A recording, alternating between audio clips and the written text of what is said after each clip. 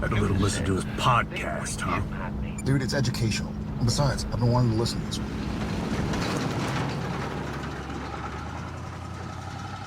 Welcome to Idling in the Impala, a podcast by and for lovers of supernatural and the fan fiction it inspires.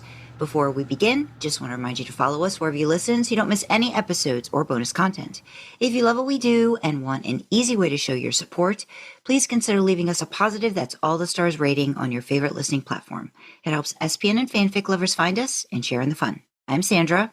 I'm Kasey, and happy 2026, happy new year, happy season 5 of Idling in the Impala. Holy shit.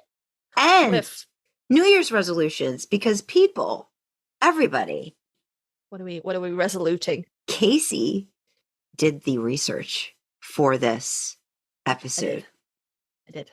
All the claps. So if it's worse than usual, if it's worse than usual, y'all know why. No, it's not. It's an amazing document. They did a great job. Like low key, I wanna release it. I wanna be. No, I think we might. I think we might. Version of bringing art home from school and going. No, I don't see why we wouldn't attach this, like link this to the episode description. I think this is helpful if people want to, if people want to like listen along and then read and all the things. Yeah, and I did put links in. So we'll probably release this document. Mm-hmm. But yeah, happy 2026, happy season 5 of the Impala. We're fall now, which means in the UK. We would probably be in nursery, which is pre-K in the United States. But we would be moving up to big school this year. We would be going up to proper mandated school this year. Yeah, and it's kind of appropriate that the character that we're deep diving into today is called Baby. Yeah, we should, yes.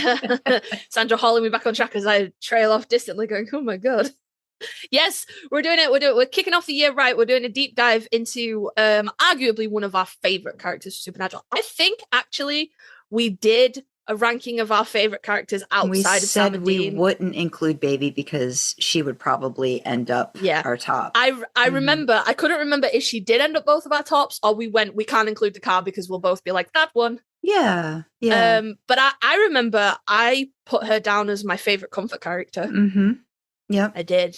I will link to that episode in the description below. But yeah, no, I did put her down as my favorite comfort character from Supernatural because she's home. So we thought she deserved a proper deep dive into this. So yeah, no, I was just gonna say, I think just like with the boys, Sam and Dean, I think she's just such a big part of the show that sometimes you forget about her importance because she's always there. When she's not there, I think you feel her absence more, noticed, which I think we'll talk about too a little bit. But yeah, she has a presence, not just in, I was just thinking about the fact that I really do love when some directors make a point of giving her a moment in an episode, or they'll frame her in, to a scene when really she doesn't necessarily have to be there, but they just show her some love and appreciation. Those moments kind of stand out to me. And I've seen Jensen do that in, I think one episode I remember in particular, I think that he directed, there was a lot of Baby in the scenes. Like he made a point of showcasing her, which I thought was really nice. Yeah. Yes. I didn't order this in any way that made any logical sense for a fucking episode. Even a little bit. Not even a little bit. Well, we could just go with lore and reference first. I think that's probably I know where we're going to start. Okay. I wrote the document, Sandra. I'm driving this baby. Nobody let me drive. I can't drive. No, I can, but I'm not legally allowed to drive. Okay. Not because I did anything, just because I haven't passed my test. It's like I passed my test and then they said, no, you can't drive anymore. Where do you want to start? Let's start with what Baby could have been. Okay. That makes sense. That feels like the most sensible. So originally, Kripke wanted a 67 Mustang. A 67? No, a 65. That's because Okay. I'm thinking of a Chevy. I know. Now I will say, I did all the research for this. Most of the research, not all of it. Sandra came in at the end. So it was supposed to be a 65 Mustang. I couldn't find anything on what particular model of Mustang that he wanted. Just that he wanted a 67. So quoting 65 Mustang, 65. So quoting from Kripke here, when I was originally writing the show, I wanted to give the guys an American muscle car. My first choice was a 65 Mustang. My neighbor said it had to be a 67 Impala because you can put a body in the trunk. He says you want a car that when people stop next to at the lights, they lock their doors, which I think is I've looked at a lot of 67 Impalas, so many, you guys, and I don't get that vibe from the car, but maybe things were different back in the 70s when babies were regular. Maybe because it was bigger what it could hold. Maybe that's it. Maybe that's the thing. Maybe like the possibility of the contents of it. Maybe. And another quote from this, like around this. At first, Kripke was planning to have the Winchester boys riding around in what many see as the traditional ride for tough guys, a 60 Ford Mustang. He was dissuaded of that scenario thanks to a conversation with a neighbor, the same neighbor, a mechanic who pimped out classic vehicles. Quote, he looked at me very deadpan and said, the Mustang is a great choice if you're a... Now, where I quoted this from has put in brackets wimp, but I know that what Kripke said was pussy. But that was what the neighbor said. It's a great choice if you're a pussy. And I said, whoa, I don't want to be a wimp. What car should I choose? Without missing a beat, he said, you want a 67 Chevy Impala because you can put a body in that trunk. And I also did see that, I didn't put it in this document, but I did a lot of research for this yesterday. Choosing the car was really, really important to Kripke because he was like looking at Supernatural kind of like a modern Western, like an American Western, you know, the good guys roll into town in their trusty steed, you know, and they have a shootout with the bad guys and then they kiss the girl and then they roll out of town. And they roll out. Yeah, you know, the car was the trusty steed. She had to be important, you know. So, but, you know, there for the grace of Kripke's mechanic neighbor, we could have had a 65 Mustang. Well, I'm looking because I remember, so like for me, I loved 21 Jump Street and I had a big crush on Johnny Depp when I was younger. And his car I loved was a 69 Ford Mustang.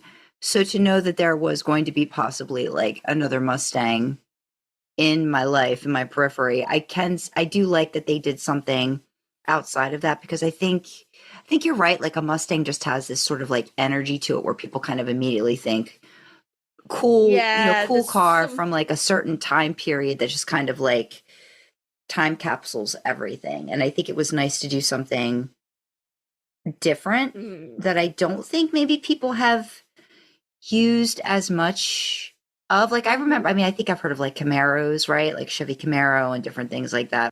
She just has a presence about her, I think. And she can seem very, I think, ominous and foreboding. I mean, I think the color has a lot to do with that too.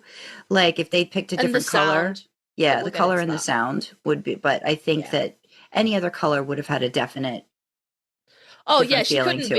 she couldn't be any other color than black. You know? And I think it's interesting because when you look back at like those old kind of westerns, especially the old black and white ones, the good guys wore white. It's white, yeah. And the bad guys wore black. You know, the black horse being very synonymous with evil and death. So it's interesting how that's been taken. I also love in just like a fan fiction tangent where like if Dean is a cowboy, it's always a black stallion or like a black horse, you know, that he's riding, even if he's the good guy. And I just love that. I know it didn't end up coming to pass, but he misheard the name of his horse when he was filming Rust and thought that his horse's name was Baby. And he was like, that one's mine. I can't remember what the horse was actually called. But I remember him saying that he'd misheard it as Baby and being like, that one's mine. That one's mine. So let's talk about the 67 Chevy Impala. You want to read this or do you want me to read it? Which one am I reading? Because I don't know where we're going in the document. Where are we going? I'll have to read it because Sandra doesn't know where I've put it now. It's right at the bottom. So we included a Wikipedia link to the Chevrolet Impala, but Sandra's very helpfully copied over just the thing. So the 67 model was redesigned with enhanced Coke bottle styling, which featured Corvette-inspired front and rear fenders. Now, when I think of a Corvette, I think of like quite a curvy car. And the Impala is, God love her, but she ain't curvy. She beefy. Well, I feel like if you look at her like profile-wise, I feel like she's curvier, maybe profile than she is head-on. Maybe. I think when you look at her that way. Maybe. But it says that featured Corvette-inspired front and rear fender bulges. That is a hideous word to use in cars. If your car is bulging, call a mechanic. The curves were the most pronounced with 67 and 68 models. In keeping with federal regulations, safety features were built into Impalas during the 67 and 68 model years, including a fully collapsible energy-absorbing steering column, side marker lights, they got taken off the show, and shoulder belts for closed models. I've never seen them wear. I've never seen them wear seatbelts, but equally, I've never seen where the seatbelt should be. I've never even seen like the holders of the seatbelts or the clicky thing in the seat. I thought they were lap belts that they had to have in there. Like somewhere I feel like, well, sometimes in like bench seats or whatever, like they can get like sort of like stuck or lost. So you'd have to like pull them out. Well, you still need the clicky thing that the belt goes into. But I've never even seen that in the bench seat. But I'm saying, I wonder if somehow they just like were able to like fish them under or into like creases and stuff, so you wouldn't have seen them. Maybe. But we've never seen Sam or Dean wear belts. But the actual real 67 Impalas that came out did have seatbelts. Yeah, I have to feel like they were lap belts. So maybe it was a combo. Maybe it was a combo of lap belts and then separate shoulder belts. Maybe that was the thing that they did. Maybe. The L72 engine was not available in 1967, but the L36 turbojet V8, where my car people at, tell me what that means. Well, I was asking was Ted. Optional. Yeah, I know a V8 engine is a vroom engine. We were talking about it, and he was like, I'm pretty sure maybe she's a V6. He's like, I don't think she's a V8. Because we were talking about Dean hypothetically having to drive through the city and how irate and irritated he would get with everybody on the road. And I feel like I was so irritated by everything that was going on around him. And I feel like he would, and Ted was like, well, but everybody would know when Dean Winchester was driving around. I was like, really? I'm like, there's a lot of noise in the city. He's like, no, they'd know. I'm like, okay, if you say so. I'm kidding that. We'll come back to it. Yeah. We'll come back to it. But I do know a V8 is like I watched Top Gear briefly when I was in high school. So a V8 does the vroom. GM, General Motors, which owns Chevrolet, adopted a new lock system for all models, replacing the previous system that had been in use since 1936 with letter-coded keys that changed each year. That's another thing that we never see. Yeah. Because she's a 67, so she's not going to have an automatic locking system, even in 2005. Right. But we never see Dean lock the car, do we? And then he's surprised. And then he gets upset when something happens. When someone steals her. Lock the freaking car, bro. Lock the car. Although, I guess, you still needed the key in the ignition, but I don't know if maybe engines were easier to hotwire then. I know Bella had the car towed. I know. Yeah. I'm just another one of those things that we disregard with the movie magic. Yeah. And then Sandra has very helpfully provided us with a little Greenlight Hollywood collectibles Supernatural join the hunt with one of the most beautiful pictures of Jared. His cheekbones go on for days, y'all. These are cute. Yeah, it's a little. I have little Chevrolet Impala sports sedan, 1967 Chevrolet Impala. We'll probably try to find that because I think I found one. Which I feel like all they did was they took that car and they just changed the color of it, because I did find one that I believe is by the same Greenlight Hollywood. But they referenced it's a 67 Impala, which is why I got so excited and I bought it, but it was for the A-Team. And I remember asking in Discord, because I was like, I don't remember this car in the A-Team. I remember the van, like that was the big deal in the A-Team. And when I looked it up, it was in one episode, I think, or something like that. I'm like, that's a stretch. I'm like, maybe they just had a lot of 60s showing about the leftovers. Like, what are we going to do with it? I did find out in my research that Kripke petitioned Warner Bros. a lot of times to make a diecast model of the Impala, and they didn't, whatever. Seems like a missed opportunity there, lads, but you do you. Let's take a look at Swan Song, because that's where we get the most history on Baby. So Chuck's voiceover at the start of Swan Song. Oh, I hate that episode. I love it, but I hate it. You want me to read this, or do you want to read this? Do you know where I am now? I know where you are now. Yeah, I can read this one. You can read this one then. On April 21st, 1967, the 100 millionth GM vehicle rolled off the line at the plant in Janesville, a blue two-door Caprice. There was a big ceremony, speeches. The lieutenant governor even showed up. 3 days later, another car rolled off that same line.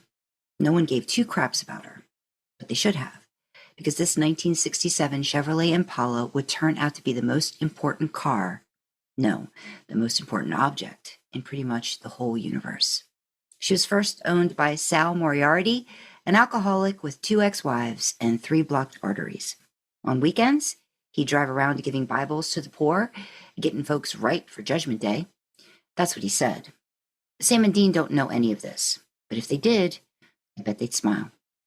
After Sal died, she ended up at Rainbow Motors, a used car lot in Lawrence, where a young Marine bought her on impulse. That is, after a little advice from a friend. I guess that's where the story begins. And here's where it ends.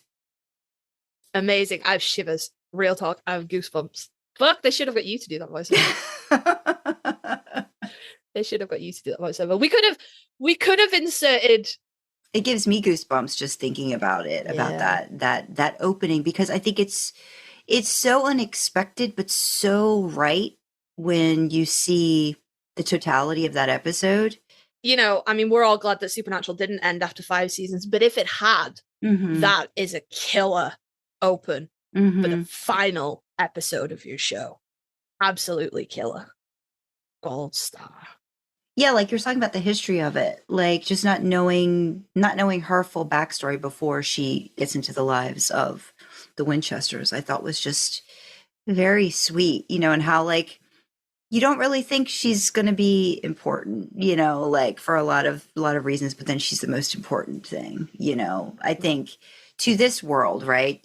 She becomes the most important object, and you don't realize why, but you realize how important she is to the boys, their life together.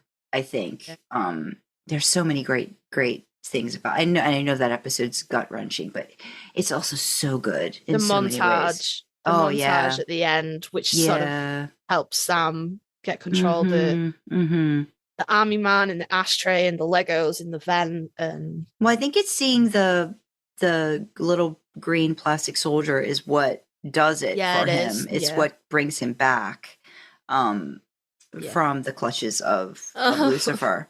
Yeah, so I mean, it does. It has all of that, and it triggers all of those memories and things with him and with Dean. Because I'm pretty sure if you look at the montage, all the scenes, are they all baby related? Like, I mean, I know they're all Sam and Dean, but I would feel like a good majority of them are them in baby. Like I just remember seeing them so much that it hits you. The barrage of it just hits you the way it's hitting him. Again, that's such a good episode. God, it's such a good episode. But yeah, I mean, getting back to her lore and how important she is, sort of getting passed down through the family from being John's car to Dean's car, and being that home for them, that safety, which I think extends out to the fandom. I mean, there's a reason why we call it idling in the Impala. You know, we kind of, that name was bestowed on a chat that we had with a good friend, Dandelion Dreaming, during COVID. It was Kasey, Dandelion Dreaming, and myself, and you know, that was our safe space. And it's hopefully a safe space for everyone who listens, and it's comfort, and it's caring, and it's, you're okay here. You're okay in this space. And I think that for Dean right away, I mean, Dean has an extra special love for this car that, you know, people have waxed on about in detail in other areas as well. But I know that Sam does appreciate the fact that she is their home, you know, I mean, more than the bunker could ever be, I think, for Sam. And that says a lot about an object, you know, a thing. Yeah. And what it does for them. So, yeah. There are a lot of, I'm just looking through the montage now. The majority of them are clips of Sam and Dean in the Impala. Mm-hmm. Mm-hmm. There's some outside ones. But it shows the importance of their life together was in that car, you know? Yeah. And especially the first few flashbacks you get are the kids, you know, putting Legos in the vent, the army man in the ashtray putting their initials in the car and stuff like that. That wasn't something that we ever saw up until that montage, though, right? Like, I'm trying to think if they took it out of any other episode, but I don't feel like they did. I know they referenced it later seasons, but I never saw them do that, I think, until that episode, right? No, those first few flashbacks are all from Swan Song. That's the first time that you see them. And then it's like, you know, we're looking at pilot Bloody Mary, Route 666, Hell House, Provenance, you know, like old, you know, Bad Day at Black Rock, Croatoan, Dead in the Water, stuff like that. Just pulling from all of the stuff. Yeah. I loved how it wasn't just this one bit that Chuck does. Like, he comes back again. I think in the middle, there's another great little, like, talk about baby and, you know, their time on the road together and all those things. Yeah. The Impala, of course, has all the things that other cars have, and a few things they don't. But none of that stuff's important. This is the stuff that's important. The army man that Sam crammed in the ashtray is still stuck there. The Legos that Dean shoved into the vents. To this day, heat comes on and they can hear them rattle. These are the things that make the car theirs, really theirs. Even when Dean rebuilt her from the ground up, he made sure these little things stayed, because it's the blemishes that make her beautiful. The devil doesn't know or care what kind of car the boys drive. Oh, my soul! I know. Yeah. Yeah. And then Chuck voices over for every act as well. So Act 3's voiceover talks about them driving 1,000 miles for an Aussie show, 2 days for a Jayhawks game. And when it was clear, they'd park her in the middle of nowhere, sit on the hood, and watch the stars for hours without saying a word. It never occurred to them that, sure, maybe they never really had a roof and 4 walls, but they were never, in fact, homeless. And that's where we cut in to actually watching Chuck, because he goes, that's a good line. Yeah. Which I think as authors, we've all done that. We've all written something and then gone, oh my God, that's great. Yeah. I'm fucking genius. Yeah, I mean, I got to give him credit for this one. Like, he nailed it. This one he nailed. You know, he did a good job with this one. She's just so special. I mean, it's so weird. That's like I talk about, like, the show in general. It's so weird to say that about a car, but I mean, I think it's hard to sum it up. I think. Well, I think it's Dean's love for her too. You know, that comes through. And I mean, you don't really like. I remember seeing some interviews where the fandom had, like, I think nicknamed her Metallicar right before that. I think it was in season 2, episode 2, when he calls her baby, and then that was it. And the relationship he has with her, because she's the most constant, I guess, female in his life, you know. So he's apologizing to her, he's like trying to coax her, like when he needs something to happen. It's this sweet little relationship that's normal but not, you know. And I mean, I've heard about people having, you know, special relationships with cars. People can be weird about their cars, though. Yeah, and I think Dean is like the epitome of, like, the relationship that he has with his car. Like, you don't mess with his car. And there's so many great outtakes or, like, moments of Dean, like, don't mess with baby, or, like, you know, don't do, like, you know, just, I'm sure somebody's done a compilation of it. It's so funny and so cute and so sweet. Jensen as well, though. Jensen ended up getting very protective over baby. There was a moment Again, I didn't think to copy this over. But you can find it in like the trivia and stuff like that. There's links in the doc about maybe a stunt guy or a member of the crew accidentally drove her into a ditch, and half the crew had to get her back out.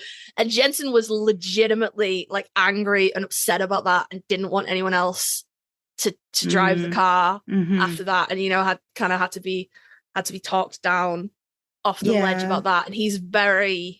And I think I do think you see that as well. I can't remember what episode it is, but it's after Demons or Crowley or something. They scratch. That's in season 9. I was going to say that one, yeah. And scratch into the Impala, and he does that. And I think like everybody that's ever owned anything reasonably expensive, and there's a scratch, and you lick your finger, you lick your thumb, and rub it just in case it'll buff out. And he does that, and he's like, "Oh, come on!" But that's like.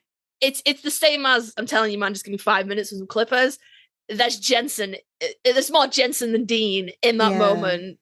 And I feel like, just to pivot slightly, those of you who've seen Pulp Fiction, there's a scene in Pulp Fiction where Vincent and Jules Vincent is played by John Travolta, and Jules is played by Samuel L. Jackson. Everybody should watch Pulp Fiction. It's an excellent movie. But they're driving, and there's the famous, what they call a quarter pounder with cheese in Europe. But Vincent is talking about he's just come back from Europe, and he's come back. He's had his car out of storage for a week, and somebody's keyed his car, and he's furious about it. And he's like, it would have almost been worth them doing it if I could have caught them. And it's important that like if you haven't seen Pulp Fiction, Vincent is a gangster. He would have shot them in the head. But there's the really iconic line that you just don't mess with another man's automobile. And I feel like Dean very much embodies that. You just don't fuck with a man's car. Because I've heard that it was as early as season 1 where Jensen was like, he wanted this car when the show was done. Is that accurate? Like he put it in his contract or something? I looked for it. I couldn't see. It was never. What I had read was that it was never in their contracts that they would get a car. Okay.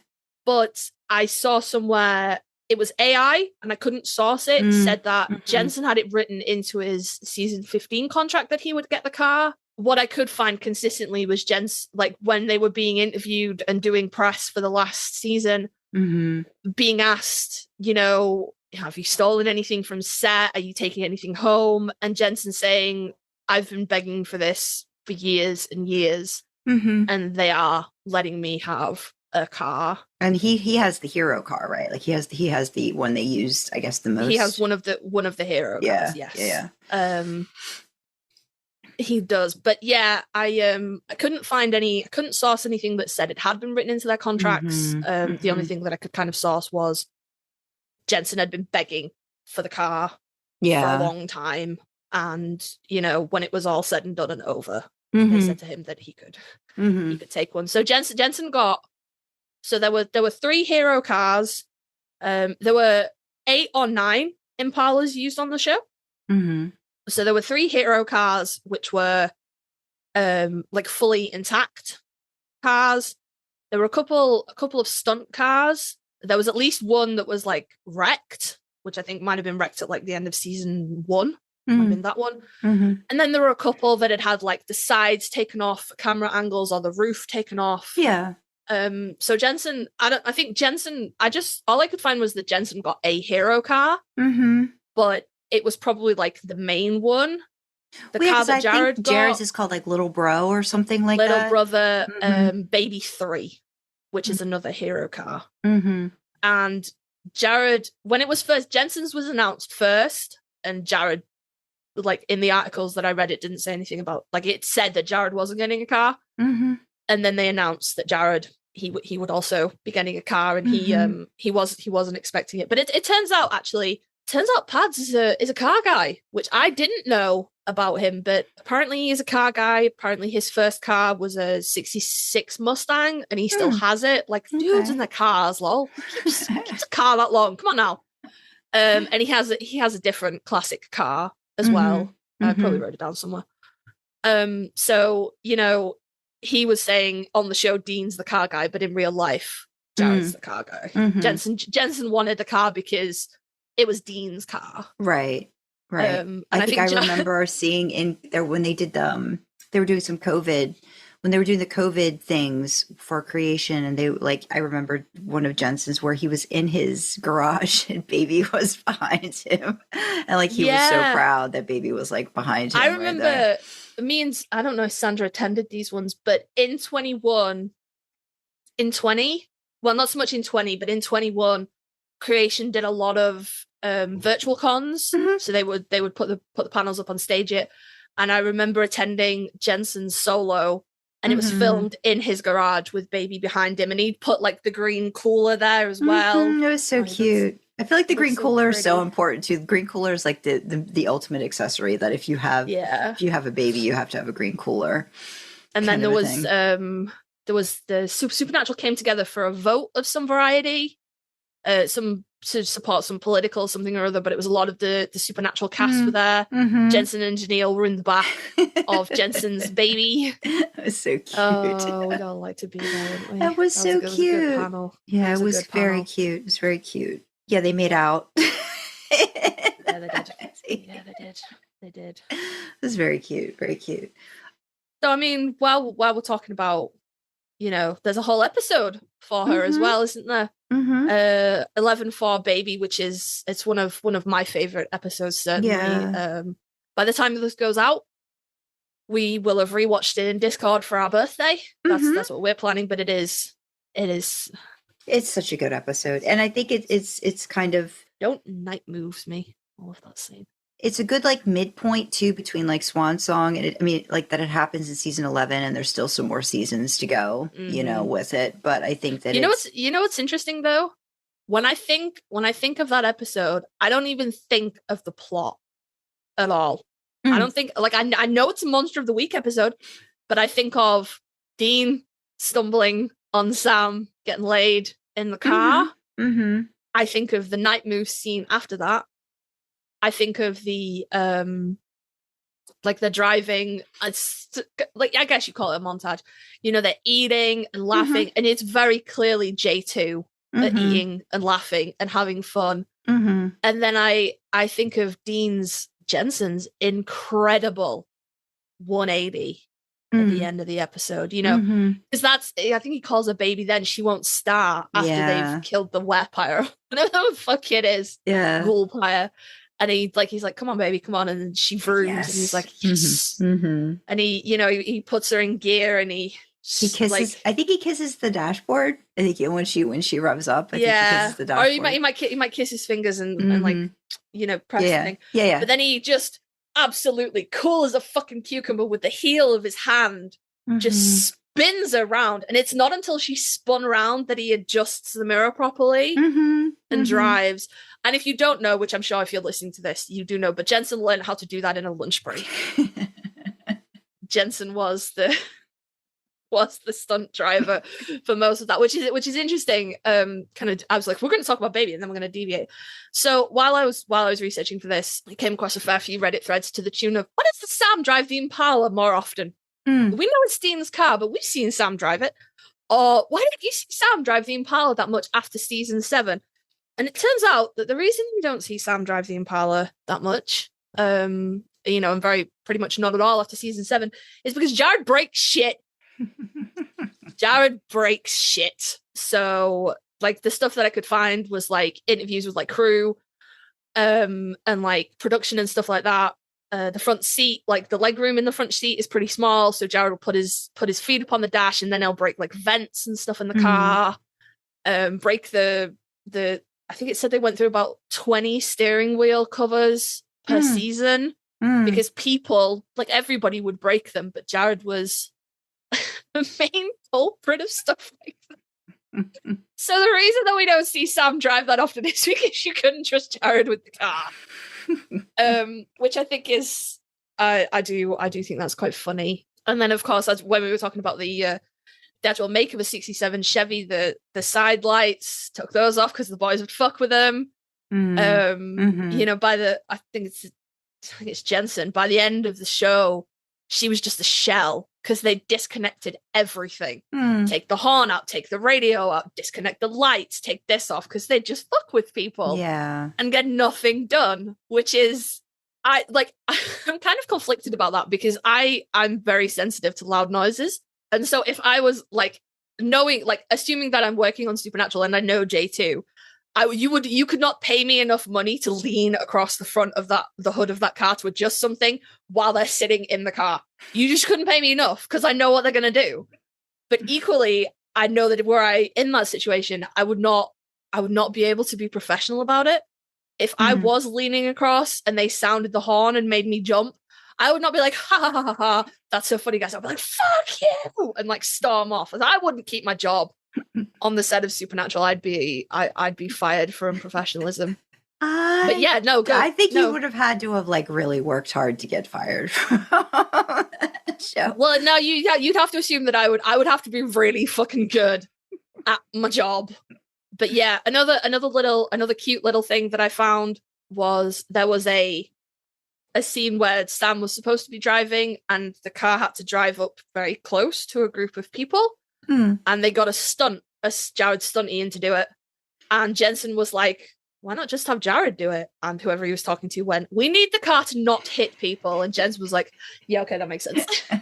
So, but I know just from like various con clips and just like fandom osmosis, Jensen was on it with that car. You know, he'd hit his mark with her consistently. And you see it. Yeah, you see it in like scenes, like, you know, that they will have him, like, they'll just roll up and he's out of the car. Like, you know, it's just he would hit his marks with her. Yeah. Like they were in tune with each other. It was very definitely really either Jensen just really loved the car or he really channeled Dean's love of the car, but Jensen could do pretty much anything they asked him to do. Yeah. In the car, which I think is fucking sweet. But yeah, that 180 from Baby, he learned how to do that in a lunchtime, which is frankly disgusting.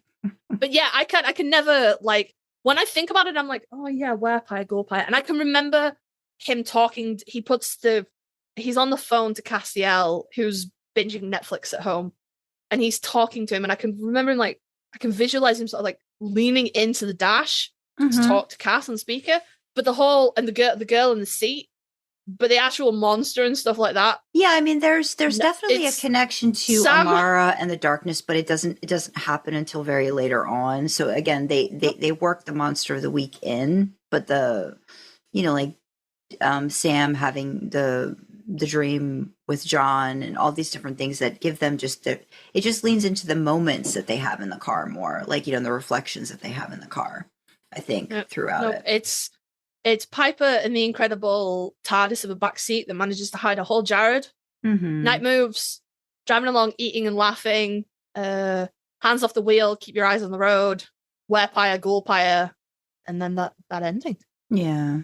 It's very, obviously Baby's filmed very deliberately, so everything you see it's all happening in Baby. Yeah. Or Baby's perspective. Yeah. Baby's perspective. And it's, all the music in that episode is diegenic as well, which is a word that I learned recently, which means that it's all happening in universe. So it's the music's coming from the stereo. You know, there's no like ambient music over a montage or driving scene. It's all in universe. So that means in the montage, it ends up coming back into like whatever scene they're in after, because I know there's a song that's playing over that. So it's Night Moves. But is it Night Moves or does it switch into something else? I can't remember. It might switch into something else, yeah. But Night Moves, obviously Dean deliberately puts the tape in and turns the radio on and stuff like that. Or I can't wait to watch this episode again and be reminded. I'm excited. I'm excited now. We got to wait like another month to watch it. That's fine. I'm excited. I'm excited. So if we talk about an episode that has all of Baby in it, then I think we've got to lean into the fact of how people realize the lack of Baby in certain other situations on the show. I hate season 7 for one of this. This is one of my main reasons I hate, like, not hate. Hate's a strong word, but I dislike season 7 so much. Not vibing with 7 because she's not that. They take Baby away from Dean, and you feel it and you see it, and they remind you over and over again that it's not Baby. Dean bitches constantly about it, but you feel it. You feel it. The vibe is off, and I think nowhere is that more true than the I believe it's in season 7, the My Heart Will Go On episode, because they pretend like everything's normal. That's season 6. That's a season 6 episode. Yeah. But I think season 6, well, it says season 7, Lack of Baby, and My Heart Will Go On, WTF. Yeah, because I didn't make the headers for this. Sandra wrote the headers. I'd written that down because that was that first time you really noticed something's off is in season 6 with My Heart Will Go On, when it's the whole, like, you realize that time has been fucked with. And yeah, you're kind of, when that episode starts, you're kind of looking at it going, the fuck has happened to the Impala? Where's the Impala gone? And the fact that they don't make any comment about it being weird is like, wait, what's happening? But I do think that's a really pivotal moment in the show, because yes, you have Swan Song on that, and it kind of, impresses on you the importance of the car in Sam and Dean's lives.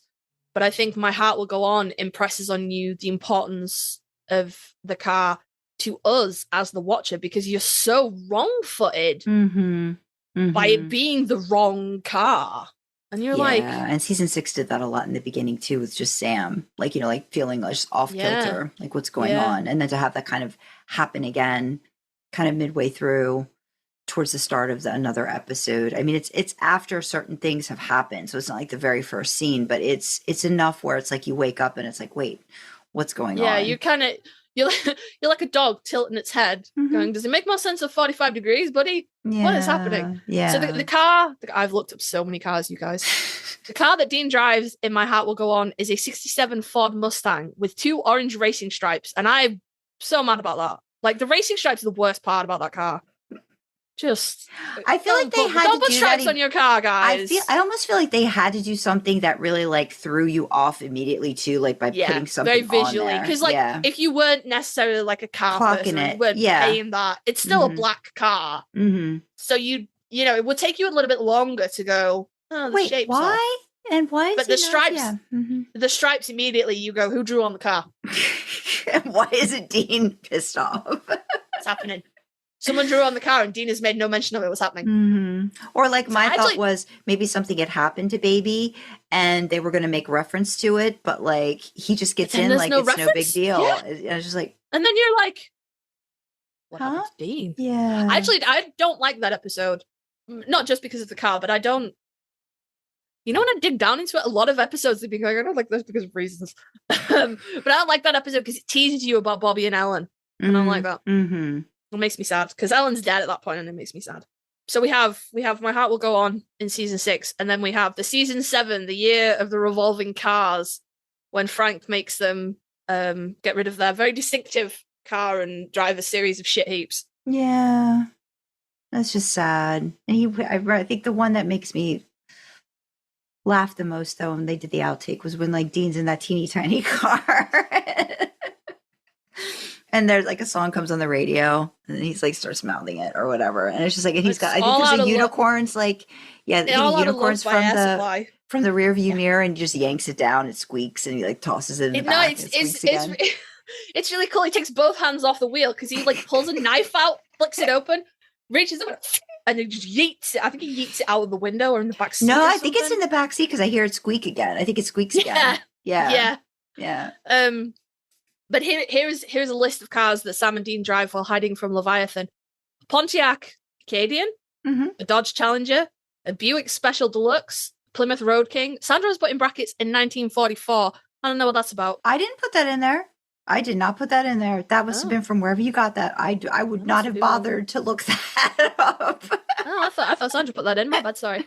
A Buick Riviera, a Mercury Cougar. Why don't these cars have cool names? And I know when I click on them, they're going to be shit. Well, because Pontiac Firebird. They weren't in good condition. That's the thing, too. Like, most of them weren't in good condition. Dodge Charger, AMC Pacer, and Plymouth Roadrunner. But yes, I do very distinctly remember Dean being like driving this while Baby's on lockdown. But I think it's beautiful that they do, like, when she comes back, like, they do that little montage. And even though it's not Sam and Dean driving it at the very end of season 7, it ends up being Meg. That you see the car and they take the time to just do a montage, see the car like driving up, getting ready to like go through some, can't remember what it drives through, but it's glass of some sort that everything breaks around her. And it's just, it's beautiful that they give her moment back. Like she's back, baby, like that kind of a thing. Yeah. So, yeah. Yeah. And it's also, while Baby is special in our hearts, she's actually special in universe as well. When she goes over to the Winchester's universe with Dean, and she's the only thing that's able to kill the Accretor and the leader of the Accretor because she's not of that universe.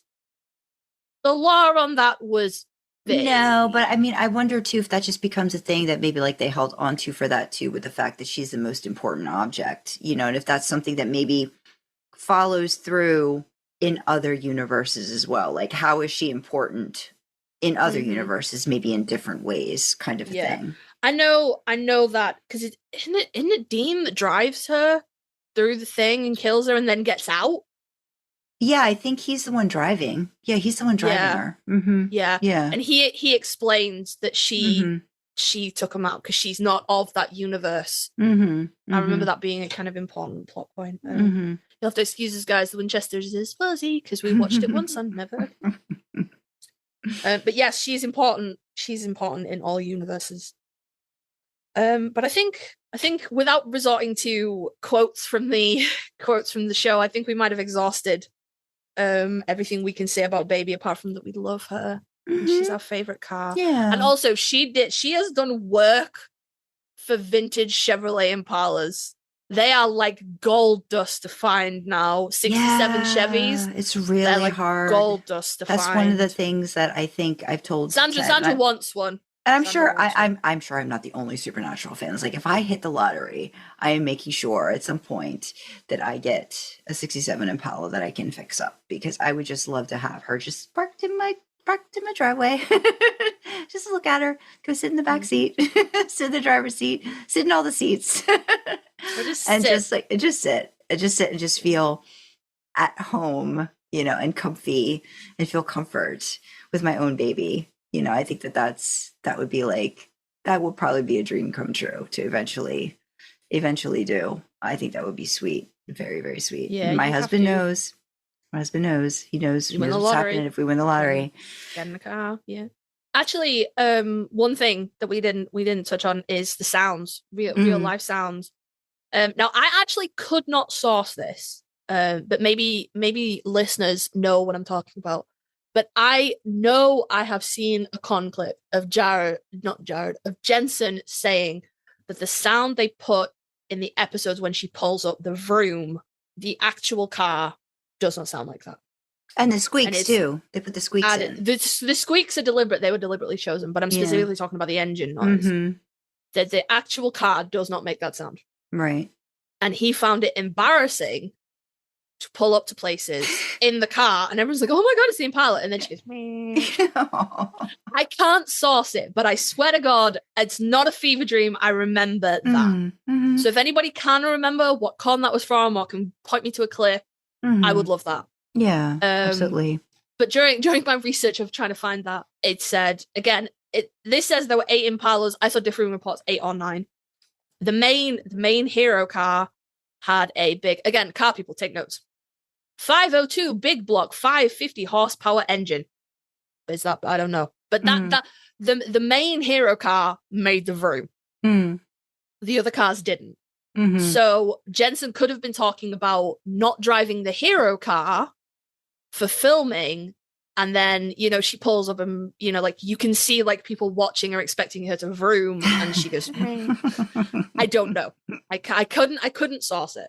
Interestingly, the main hero car with the big engine is the only one that came with a factory air conditioner. Found that. Okay. While I was looking for this, I kept seeing a repeated rumor that a boat engine was put in one of the Impala cars to make it vroom, that Jensen had complained so much about the car not making the vroom noise that eventually they had given in and put a boat engine in the car to make vroom noises, but that's false. Okay. Only one of the cars had the big engine. The 502 big block 550 horsepower engine. I don't fucking know what that means. But the rest didn't. So the others, if they were filming in one of the others, they would have sounded weaker. Okay. Differing reports on whether Jensen has the hero car with the big engine, or one of the others with a smaller engine. I, again, couldn't couldn't pin it down. And we For don't as know what much- they've done with the cars since too. Like I'm sure they've had stuff done to them. No, I read that the only things that Jensen had done to his car is he had the suspension fixed, upgraded, whatever. Okay. And he had aircon put in it. And I heard that that's all he did. And I would imagine he's had seatbelts put in it. And he, again, from a conclave, the radio still doesn't work in his. He has a Bluetooth thing in the glove box. Cute. But they disconnected the radio because they trying to Jensen would fuck with the crew. So they were like, nope, you can't have that. And he's kept that. The radio in the dash, the dash looks all the same, but the radio in the dash still doesn't work. But when I was looking, that's all he's changed. He had aircon put in it, and he had the suspension fixed, upgraded. I'm not 100% sure. Okay. But he had something done with the suspension on it. But those are the and he had the Bluetooth thing put in. But those are the only changes that he made. So if he does have the engine, the car with the big engine, you know, I don't know. When you sort of start looking into this, you get like 10 facts Supernatural fans didn't know about the car. But then they're like shit that you've known since season 1. And I'm like, that's great, lads, but like I need some more. I need this. What I really needed. You're talking to a Supernatural expert here. I need more. Yeah. I need more. I needed to get Jared and Jensen on the phone and be like, "Can you fucking tell me about this car? Please? Help me." Interesting piece of trivia that I found out is it was at a Comic-Con, I believe. Somebody asked the panel about the engine of the Impala, and apparently, I'm quoting, Kripke looked lost, but Jensen was able to reel it off. Jensen knows that car inside out and backwards. Other important vehicles in the show, Castiel's car, aka the Pimpmobile, a 1978 Lincoln Continental Mark V, or Mark V, depending on if you read Latin or not. That car was not owned by CW or Warner Brothers, and Jared broke it. Differing reports on how much that cost, but estimates seem to be in the tens of thousands to fix it, and it cost more to fix the hydraulics that Jared broke than the car itself was worth. Because there were buttons, and Jared was like, I pressed the buttons, and then he broke it. One of my favorite cars, it is my favorite car that is not Baby, is Solar Sam's Dodge Charger, 2006 SRT8 Dodge Charger. That car, it lasted for it was in 3 episodes, and then Castiel squished it. That car itself was eventually bought by first assistant director John McCarthy in November of 2011, and he later listed it on eBay. John's truck, aka Truckzilla, was a 1986 sidestep GMC Sierra Grande. That's interesting bit of trivia. I have a Stardew Valley game with Runaway Dreamer and another friend of ours, and we have horses on there, and all of our horses are named after cars in the show. So Runaway Dreamer's horse is called Impala, mine is called Charger, and our other friend's horse is called Grande after John's truck, Grande. Okay. Fans nicknamed it Truckzilla, and Truckzilla was purchased in 2008 by LiveJournal user Black Lid. Wow. And the other distinctive truck or distinctive car is Donna's truck, which I remember fondly, is a special edition 2014 Ford F50 SVT Raptor, which has the beautiful license plate D-Train, which I do really like. So those are obviously there's Charlie's car and Ketch's car and Ketch's motorcycle and Dorothy's motorcycle. There are many other vehicles, but those are the ones that I remember the most. Looking at shows that Jared and Jensen have gone on to do since finishing Supernatural and the cars that they drive in those shows, wannabe babies. So Russell Shaw in Tracker drives a 1965 Chevrolet Chevelle Malibu SS convertible, which looks a hell of a lot like a 67 Chevy Impala. Yeah. And there are a few Easter eggs to the tune of, lines that Russell's character says. This baby don't drive on gravel, and that Russell's brother, whose name escapes me, I have no watch Tracker. He asks if he's ever going to be allowed to drive the car, and Jensen's character is like, nope, no, you're not. But yes, it is a deliberate homage to Baby. Mark Meacham in Countdown. God, I hate this fucking car. I don't know shit about cars, right? But I have fucking opinions on cars. Why don't you like it? Oh God, because it looks like arse. It looks like arse. I just feel like it's really boxy. Character, yeah, it's a boxy car. Yeah, March Meacham character in Countdown. He drives a 1967 Ford Bronco. It's grey and it looks like a fucking box on wheels, and I fucking hate it. It's so gross. But actually, I hated all of the cars in that show because they were like a special task force and they drove the most distinctive black SUVs. They might as well have painted "We Be Cops." They were black on Chevys the side of those too. cars. Yeah, they were big black Chevys. They were black, big black Chevy SUVs. Mm-hmm. But so gross. But if you go back and look, I never actually clocked this in the TV show when we were watching it, but there are eagle-eyed fans out there.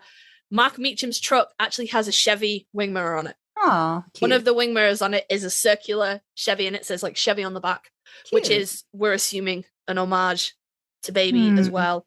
This is the bit that gave me the hardest, and Sandra had to listen to me complain about this. So the worst part about Jared making a TV show that was made in the 60s or 70s, I don't fucking know when it was, right, is when you type in Cordell Walker truck, you get Chuck Norris. Did you know that Chuck Norris drove a Dodge Ram in the original Walker Texas Ranger series? I fucking do, because I've read it 1,000 bastard times. Chuck Norris's distinctive car was a Walker. It was a Dodge Ram. Fuck off. And even when you type in Jared Padalecki, Walker. Walker 2021. Cordell Walker 2021. Jared Padalecki, Cordell Walker 2001. Still no? Yep. Chuck Norris's Cordell Walker drove a Dodge Ram. Fuck off! Anyway, trucks that were in Jared's reboot of Walker. I hated them. Right, so take this. There are 4 seasons of that TV show. I watched exactly 5 episodes of season 1. Okay? So maybe the trucks get better after that. I don't fucking know, right? But I had very strong opinions on those fucking trucks, right? So I thought that Jared's character had like a truck that was his, that was distinctive to him. Again, 5 episodes, like 5 fucking years ago, right? He do not. So the Texas Rangers of that TV show had a fleet of Ford 150s that were interchangeable. Like, the thing that I remember most is that you would just see Cordell and his partner, who was Mickey at the time, played by Lindsay Morgan, just sitting in various big trucks, just big ass fucking trucks everywhere. Like, it's Austin, it's landlocked. There's no fields. What the fuck you need a massive truck for? Whatever, right? But like, I kept seeing like it was Mickey's F-150 that they were in and stuff like that. But there are 2 distinct trucks that Cordell drove that I hate with a fucking passion. All right, in the document there are pictures. One of them is a 2015 BMW X3 that Cordell drove. It's a dick truck. All right, it looks like it turns into a fucking transformer. It's huge. You could stack 2 Jareds on top of it and they'd probably just clear the roof. It's an enormous fucking huge lift. You put a tank under this fucking truck. It's that high off the ground. Nobody needs a fucking truck that big. All right? It's Austin, okay? Nobody needs that. I fucking hate it. It's got a stupid dumb grill on the front of it that I just fucking really hate this truck, okay? I really hate it. I had a lot of problems with it. Because it's just unnecessary. It's just unnecessary. Like, what are you doing? The other truck I found that I also really hated, this is possible, again, 5 episodes in 2021, I don't remember. But the other one I found that looked kind of like something that I'd yelled about is 2019 Ram Heavy Duty 2500. It says Ram, so I'm going to assume it's a Dodge Ram. I don't know. That's like a proper pickup truck with the bed on the back. But again, it's fucking huge. You get a tank under this truck. It don't need to be that fucking big. It's gross. It's got a stupid cage on the front of it again. What is the cage for? Is it for cows? I feel like maybe it's cows. Again, it's Austin. It's not the fucking plains of friggin' wherever the plains are in America. New Mexico, Arizona, wherever the fuck they are. It's Austin.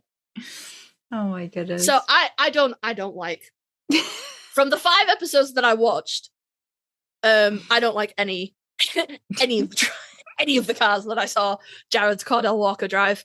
Sorry guys. I'm sure they're very nice cars. If you're a car dude, I'm sure they're very nice. I'm sorry. I didn't like them. I had a lot of feelings about them. Nobody needs a truck that big. Fucking stop it. And I would just like to point out there's visual aids about it in case you need to check. There are visual aids.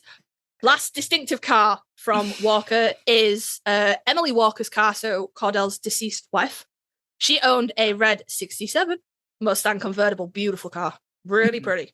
And again, in the 5 episodes that I had seen of this TV show, we had a flashback where we see Emily, who was played by Jared Padalecki's real life wife, Jen, teaching Cordell to drive stick in season 1. Doing research for this episode, and I mentioned it earlier on, find out that Jared is a car guy and he owns a 66 Mustang.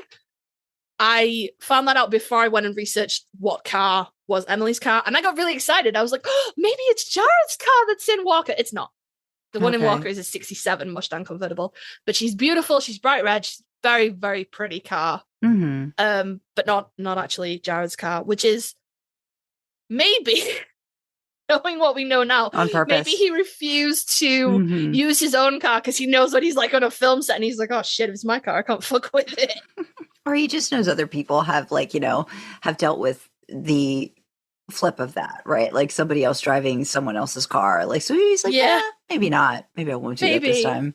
Maybe. This time. But I guess to wrap up, Jared and Jensen have taken their respective Impalas to cons. I think, Sandra, have you had a chance to sit in Jared's? No, I haven't sat in any of theirs. I've sat in one that was used in season 12, I believe, of the show, but I haven't sat in one of Jensen or Jared's babies yet.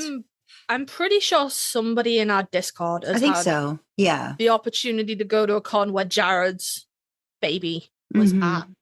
And, before the actual physical location of Family Business Beer Company shut down, Jensen would take his Impala over there. So, they're out in the world. And if you're in the UK, there are no 4-door Chevy Impalas here in the UK, but there are some 2-door 67 Impalas that get taken around to Comic-Cons and things like that, which I've had the privilege to sit in. Yeah. Which was very cool, very nice. Yeah. Happy New Year, happy season 5. This is our ode to the third main character of Supernatural, the 67 Chevrolet Impala, affectionately known as Baby. All right, Sandra, take it away. Yeah, thank you guys for listening, and let us know what you thought of the episode. You can email us at idlingintheimpala@gmail.com. You can comment on Spotify in the Q&A section, leave a YouTube comment, join our Discord, and chat with fellow idlers and us in real time. Check out our merch store, which is another fun way to show your support. You can find details for everything on our website. That's idlingintheimpala.com. Want to fuel our Supernatural road trip? Consider joining us on Ko-fi. We have perks to go along with different membership tiers, and would love to have you along for the ride. Speaking of perks, we've got special shout-outs for some of our Ko-fi members. From our Shotgun Picks the Music tier, we've got Runaway Dreamer, Crowley's Mistress, Sam and Dean 76, Elia, Charlie, and Just Whispering Fantasies. Thank you for picking the tunes in the car. Support like yours keeps our podcast going. Thank you.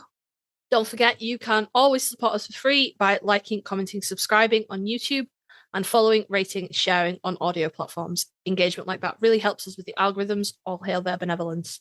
As always, we have the causes we support in the description. So for me, you have LGBTQ plus talking charities. From Sandra, you have mental health charities. And of course, the main causes we are always highlighting, championing, spotlighting are World Central Kitchen and Doctors Without Borders. If you want to know more about these causes, why we're supporting them, what they mean to us, check out idlingintheimpala.com. There's a page there called Causes Cause with all the details. So with that, we will say thank you to Baby for letting us ride around and facilitating this beautiful road trip that we're all on. Thank you for joining us in the back seat, and we will see you next time, guys. Bye-bye. Bye.